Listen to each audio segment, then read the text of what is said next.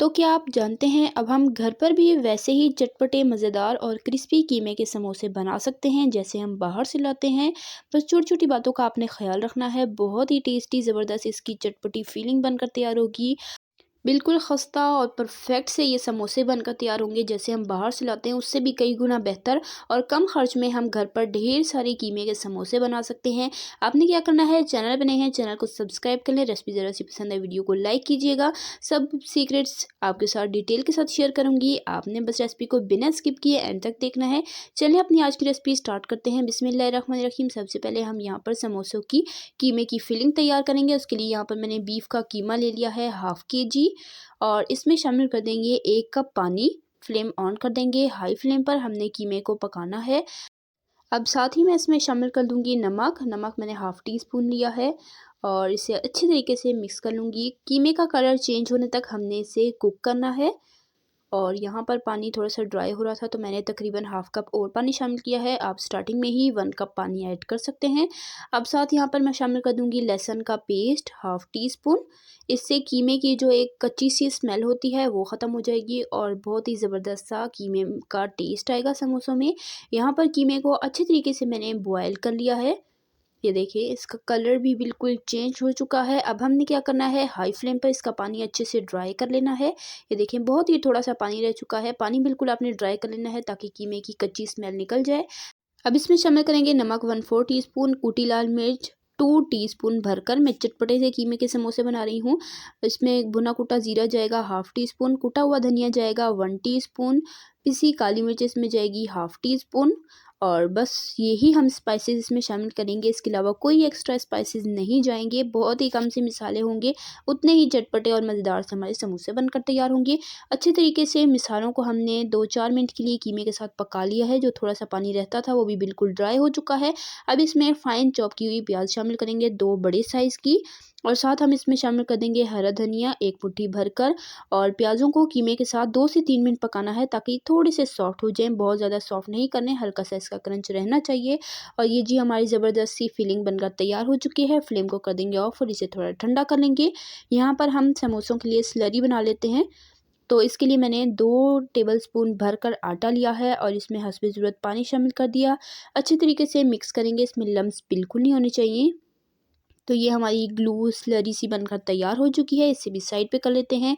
कीमे की फिलिंग हमारी अच्छे तरीके से ठंडी हो चुकी है। अब इसे एक बोल में ट्रांसफ़र कर लेंगे और आप देखें जी माशाल्लाह इसकी लुक कितनी अच्छी आई है।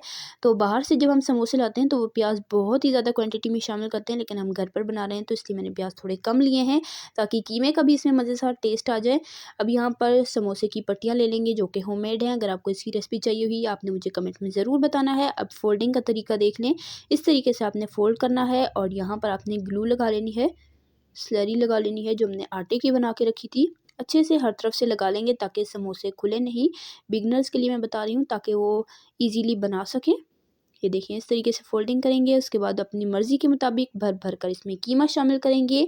अच्छे से हमने अंगूठे से हल्का-सा प्रेस करना है और इस तरीके से फ़ोल्ड करेंगे। और यहाँ पर जो किनारा है इधर भी हम स्लरी लगाएँगे और अच्छे से फ़ोल्ड कर देंगे। ये देखिए जी हमारा समोसा बनकर तैयार हो चुका है।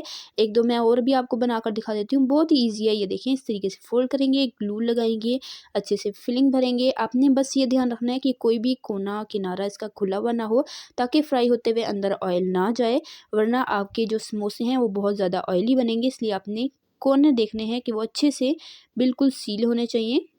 तो ये देखें इसी तरीके से सारे के सारे समोसे बना लेंगे। अगर आप चाहते हैं कि ढेर सारे बनाकर स्टोर कर लें तो आप इस तरह से ढेर सारे समोसे बनाएं, उसे किसी थाल में फैलाकर फ्रीज़ कर लें। जब वो अच्छे से जम जाएं, सेट हो जाएं, फिर आपने इसे किसी एयर टाइट डब्बे में या जिप लॉक बैग में डालकर फ्रीज़ कर लेने हैं। 1 महीने तक आराम से पूरा रमज़ान आप इंजॉय कर सकते हैं। ये मज़ेदार से समोसे जब दिल चाहे निकालें, गर्मा गर्म फ्राई करें, इफ्तारी में इंजॉय करें।